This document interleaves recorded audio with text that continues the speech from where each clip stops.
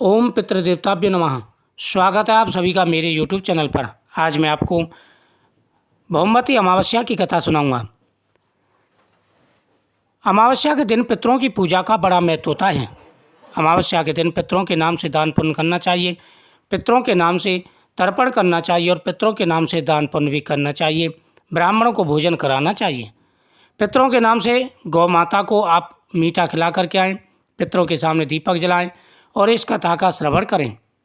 एक साहूकार था, उसके 7 बेटे, बहू और एक बेटी थी। साहूकार के यहाँ एक जोगी भिक्षा मांगने आता था। जब साहूकार की बहुएं जोगी को भिक्षा देती तो वो ले लेता, लेकिन जब बेटी भिक्षा देती तो नहीं लेता था। कहता कि तू अभागी है, तेरे हाथ से भिक्षा नहीं लूँगा। उसकी यह बात सुनकर बेटी सूख कर कांटा हो गई। एक दिन उसकी माँ ने पूछा, बेटी तुझे अच्छा खाने को मिलता है, अच्छा पहनने को मिलता है, फिर भी तू सूख कर कांटा हो रही है। अगर तुझे कोई परेशानी है तो हमें बता दे। बेटी बोली, माँ हमारे यहाँ एक जोगी आता है जो भाभीियों से तो भिक्षा ले लेता है, पर जब मैं भिक्षा देने जाती हूँ तो कहता है कि तू अभागी है, तेरे हाथ से भिक्षा नहीं लूँगा। दूसरे दिन जोगी जब भिक्षा लेने आया, साहूकारनी बोली कि एक तो मेरी बेटी तुझे भिक्षा देती है, ऊपर से तू उसे ही अभागी कहता है। जोगी बोला कि मैं तो जो उसके भाग्य में लिखा है वही कहता हूँ।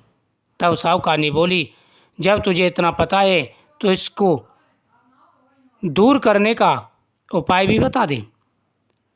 वह बोला कि उपाय तो है पर बहुत कठिन है। वह बोली कि तू बता दे, मैं मेरी बेटी के लिए कुछ भी करने को तैयार हूँ। तब जोगी बोला कि 7 समुद्र पार एक सोना धोबिन रहती है, वह सोमवती और भौमवती अमावस्या का व्रत करती है, वही इसे सुहाग दे सकती है, अन्यथा जब इसकी शादी होगी तब इसके पति को फेरों में सांप काट लेगा और ये विधवा हो जाएगी। इतना सुनना था कि वह उठी और अपने बेटों को ये बात बताई और साथ चलकर सोना धोबिन को ढूंढने के लिए कहा। सबने एक एक मना कर दिया तो वह अपनी बेटी को लेकर चल पड़ी सोना धोबिन को ढूंढने के लिए।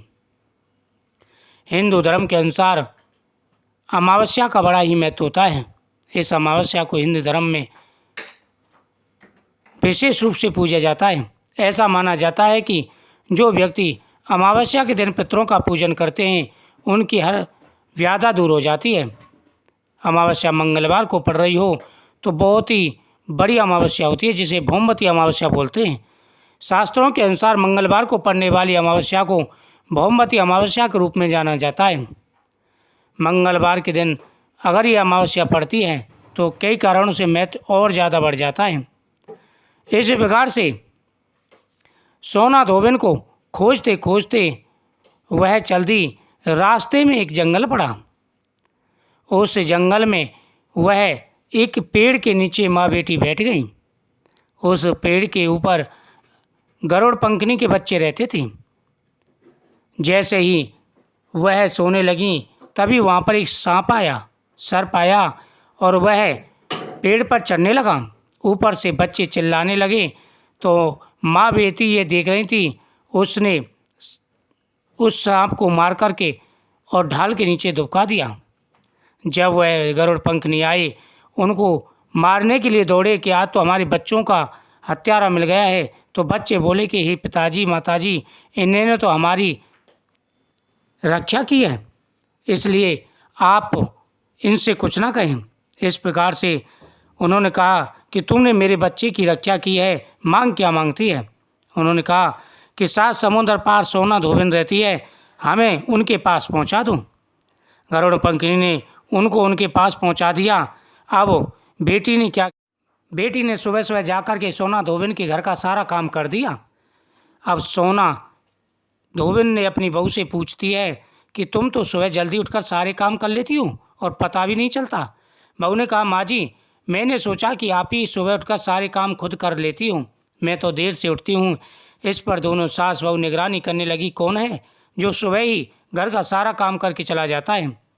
कई दिनों के बाद धोबिन ने देखा कि एक कन्या मोह अंधेरे घर में आती है, सारे काम करके चली जाती है। जब वह जाने लगी तो सोना धोबिन उसके पैरों में गिर पड़ी, पूछने लगी आप कौन हैं और इस तरह छुप कर मेरे घर की चाकरी क्यों करते हैं? तब कन्या ने साधु द्वारा कही गई सारी बात बताई। सोना धोबिन पति परायण थी, उसमें तेज था, वह तैयार हो गई। सोना धोबिन के पति थोड़ा अस्वस्थ थे। उसने अपनी बहू से अपने घर लौट आने तक कहा कि मेरे पति का ध्यान रखना। उधर सोना धोबिन पहुंची और साहूकार की बेटी का, सेठ की जो बेटी थी, उसका विवाह हुआ। विवाह के समय जैसे ही सांप आया और सांप ने उसके पति को डस लिया, लेकिन सोना धोबिन ने अपनी मांग का सिंदूर उस कन्या की मांग में लगाया। उसका पति जीवित हो गया और सोना धोबिन का पति मर गया। उसे इस बात का पता चल गया। वह घर से निराजल ही निकली, यह सोचकर कि रास्ते में कहीं पीपल का पेड़ मिलेगा, उससे भमरी देकर उसकी परिक्रमा करते ही जल ग्रहण करूंगी। उस दिन बड़ी अमावस्या थी। ब्राह्मण के घर मिले पुए पकवान की जगह उसने ईंट के टुकड़ों से 108 बार भमरी देकर 108 बार पीपल के पेड़ की परिक्रमा की और उसके बाद जल ग्रहण किया। ऐसा करते ही उसके पति के शरीर में वापस प्राण आ गए। सोना धोबिन पति के पास पहुंची। जब लोगों को पता चला कि सोना धोबिन ने अपने पति व धर्म से अपने मरे हुए पति को जीवित कर दिया है, सभी लोग आए और पूछने लगे कि ये तुमने कैसे किया? कौन सा जादू टोना जानते हो? ऐसी कौन सी शक्ति है तुम्हारे पास? उन्होंने कहा, मैं सिर्फ अमावस्या का व्रत करती हूँ और पतिव्रत धर्म का पालन करती हूँ। उसके ही तेज से मेरी पति की आयु लंबी हुई। इसलिए जब भी अमावस्या आए, हर व्यक्ति को अमावस्या के दिन पीपल वृक्ष की भमरी जरूर करनी चाहिए। स्त्री पुरुष सभी पीपल वृक्ष की पूजा करें। पीपल के पेड़ में सभी देवों का वास होता है, अतः जो व्यक्ति हर अमावस्या को न कर सके तो सोमवती अमावस्या को, भौमवती अमावस्या को जरूर करें।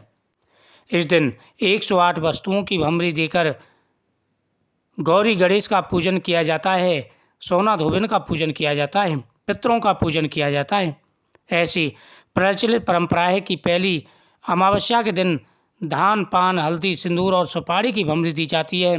उसके बाद की जब भी अमावस्या आए, अपने सामर्थ्य के हिसाब से फल, मिठाई, सुहाग सामग्री, खाने की वस्तुओं से भमरी दी जाती है। फिर भमरी पर चढ़ा गया सामान किसी सुपात्र ब्राह्मण, नंदन या भांजे को दिया जाता है। इस प्रकार से अगर अमावस्या की पूजा की जाए तो पति पर कभी कोई कष्ट नहीं आता।